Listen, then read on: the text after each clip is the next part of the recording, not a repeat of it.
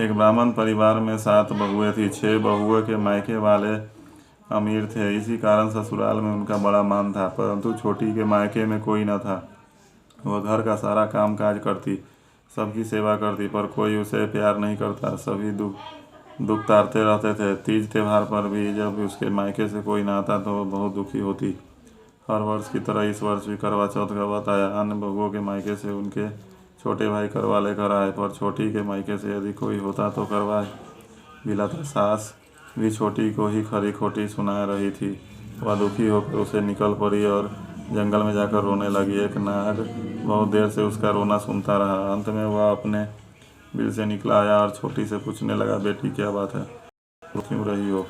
छोटी बोली, आज करवा चौथ है, मेरा कोई भाई नहीं है। यदि मेरा कोई भाई होता तो आज जरूर करवा लेकर आता। नाग को छोटी पर दया आई। नाग ने कहा, बेटी तू घर चलो, मैं अभी करवा लेकर आता हूँ। थोड़ी देर बाद नाग ससुराल पहुँचा। ससुराल वाले इतना सामान देखकर चकित हो गए। सास भी प्रसन्न हो गई। सास ने प्रसन्न मन से छोटी को नाग देवता के साथ भेज दिया। नाग देवता ने छोटी को अपना सारा महल दिखाया और कहा, जितने दिन आराम से रहो, मन चाहा खाओ, मन चाहा पहनो, पर एक बात याद रखना, सामने रखी नाद कभी मत खोलना। छोटी सारा समय महल में आराम से काटती, पर नाद के बारे में उसकी उत्सुकता बढ़ती जाती। एक दिन जब घर में कोई न था, उसने नाद को उठाकर देखा। बाजार छोटे छोटे सांप के बच्चे इधर उधर रेंगने लगे। उसने जल्दी से नाद ढक दी। वो जल्दी से एक सांप की पूंछ नाद के नीचे आकर कट गई। शाम को नाग के आने पर छोटी ने अपनी गलती स्वीकार कर ली। नाग ने उसे क्षमा कर दिया। जब छोटी से ससुराल जाने की इच्छा की तो उसने रात धन आदि देकर विदा किया। छोटी के ससुराल में अब उसकी बड़ी इज्जत होने लगी। जिस सांप की पूंछ कटी थी उसे सभी बंडा कहकर तंग करते। एक दिन उसने अपनी माँ से पूछा कि मेरी पूंछ कैसे कटी, तो माँ ने कहा कि छोटी के नाद उठाने और जल्दी से रखने से ही तुम्हारी पूंछ कटी है। तो वह बोला कि मैं छोटी से बदला लूँगा। माँ के बहुत समझाने पर भी वह एक दिन चुपचाप छोटी के घर जा छुपा और मौका पाकर उसने काटने की सोचने लगा।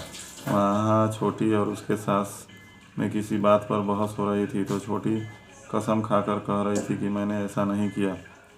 वह कह रही थी कि मुझे बंडा भैया से प्यार कोई नहीं है।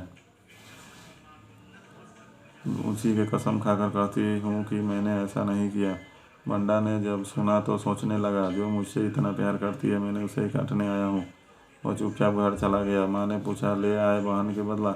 वह कहने लगा, माँ बहन से कैसा बदला, तभी से बंडा भाई छोटी बहन हुए। भाई प्रतिवर्ष चौथ के दिन करवा लेकर जाता, वो बहन बड़े प्यार से करवा चौथ का व्रत करती।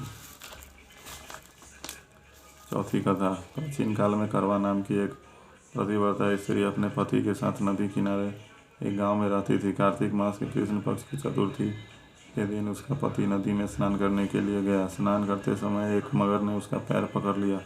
वह करवा करवा नाम लेकर जोर जोर से अपनी पत्नी को पुकारने लगा। उसी आवाज़ सुनकर उसकी पत्नी दौड़कर आई और उसने मगर को कच्चे धागे से बांध दिया। मगर को बांधकर वह यमराज से यहाँ पहुँची और यमराज से बोली, भगवान, मगर ने मेरे पति का पैर बांध लिया है, अतः पैर पकड़ने के अपराध में आप अपने बल से उस मगर को नरक में ले जाओ।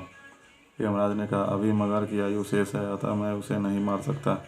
इस पर करवा ने कहा, यदि आप ऐसा नहीं करोगे तो मैं आपके साथ लेकर नष्ट कर दूंगी। यह सुनकर यमराज डर गए और उसी पतिव्रता स्त्री करवा के साथ जाकर मगर को उसने यमपुरी भेज दिया और करवा के पति को दीर्घायु प्रदान की।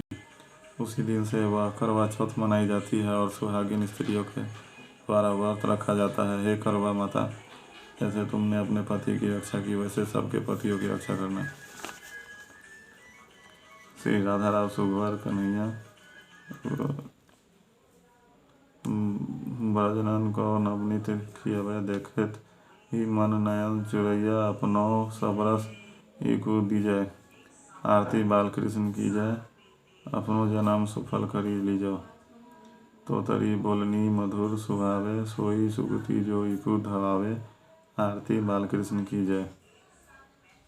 अपने जन्म सुफल करी जो, सखन मधुर खेलत सुख पावे। इनको अपनो करी लीजो, अपनो जन्म सफल करी लीजो। अब आरती कौन सा गाना है बोलो?